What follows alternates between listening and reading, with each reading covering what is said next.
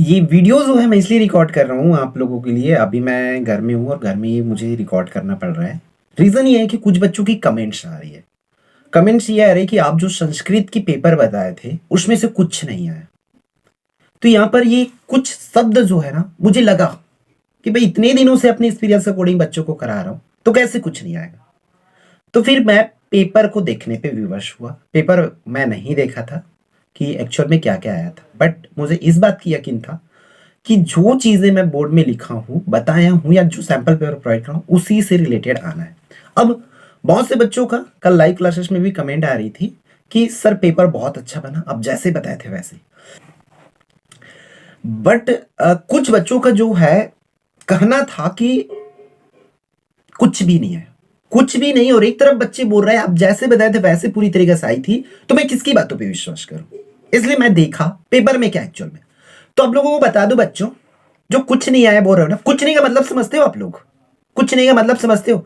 कुछ नहीं मतलब एक भी क्वेश्चन नहीं आना। अगर मैं समास बोला हूं समास नहीं आया, मैं संधि बोला हूं संधि नहीं आया, निबंध बोला हूं निबंध नहीं आया, मैं श्लोक आएगा बोला हूं श्लोक नहीं आया है, मैं अव्यय बोला हूं प्रत्यय बोला हूं उपसर्ग बोला हूं, अगर नहीं आया ना तब बोलते, तब मैं मानता कि कुछ नहीं आया करके। बट आप लोग गलती करते क्या हो, आपको रियल क्वेश्चन चाहिए, same to same as it is. और इतने आप लोग हो ना कि अगर मैं आपको सेम सेम क्वेश्चन भी दे दूंगा ना तो आप नंबर नहीं ला सकते। जानता हूं मैं आप लोगों को, ठीक है। आप लोग चीजों को समझते नहीं हो। अगर मैं रणनीति बताई हूं, प्लान शीट बनाई, प्लान शीट मिला के देख लो ना भाई। 20 टॉपिक बोला, 20 टॉपिक में से ही क्वेश्चन सेट होके आई है एज इट इज।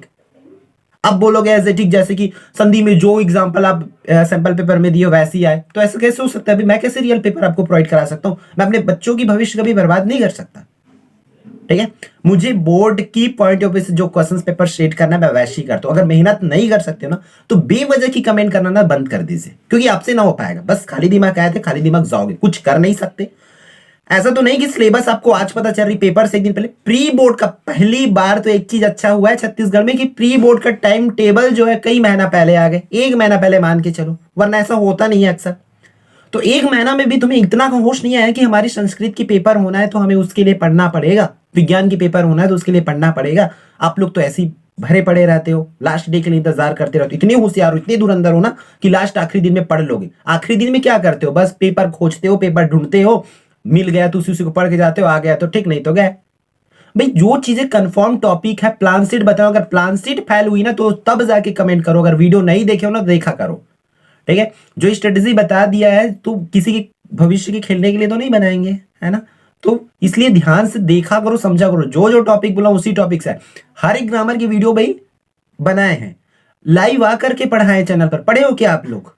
नहीं ना, अगर पढ़े रहते तब पता चलते। वहां देखो हजारों बच्चों की कैसी कमेंट्स आई है कि कैसे पेपर अच्छा बना है, जो बताएं उसी की अकॉर्डिंग बनाया करके। बस आप लोग आखिरी टाइम के लिए बचा के रखते हो, बदमाशी करते हो। उसका नतीजा है कि आपको पेपर जो हम लोग प्रोवाइड करा रहे हैं उसमें कुछ नजर नहीं आ रही है, ठीक है। अगर ईमानदारी के साथ पढ़ते ना तो डेफिनेटली आपका पेपर अच्छा जा रहा था। और अभी भी टाइम है, सुधर जाओ, मौका है बोर्ड पेपर में भी। वरना ऐसे ही करते रहोगे कि आप जो बताए वो कुछ नहीं है, जबकि मैं सिलेबस की ही चीजें बताऊंगा। जो प्लानिंग अभी प्री बोर्ड में हुई है ना वो बोर्ड में भी होगी डेफिनेटली, मुझे इस बात की यकीन है।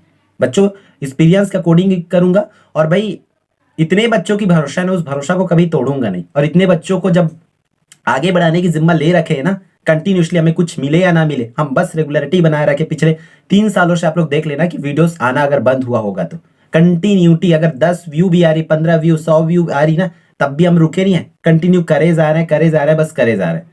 बस चीजों को आप लोगों की जरूरत है मेहनत करने की, वही आप नहीं कर रहे हो, ठीक है। बहुत से बच्चों को रियल डालो, 100% आने वाले क्वेश्चन डालो, तो पेपर का क्या मतलब हो जाएगा मेरे भाई? ऐसे कर दोगे तो पेपर का क्या ही मतलब होगा फिर?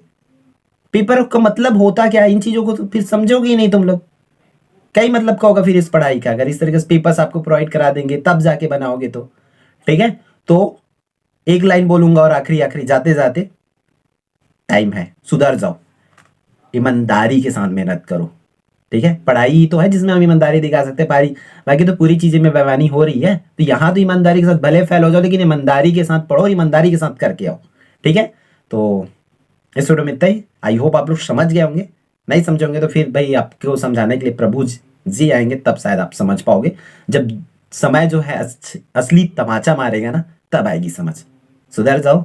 एज अ टीचर मेरा रिस्पॉन्सिबिलिटी कि मैं सबको सही गाइडेंस दूं और सही काम करूं, इसलिए सोचो और जो बोला हूं उन चीजों को समझो।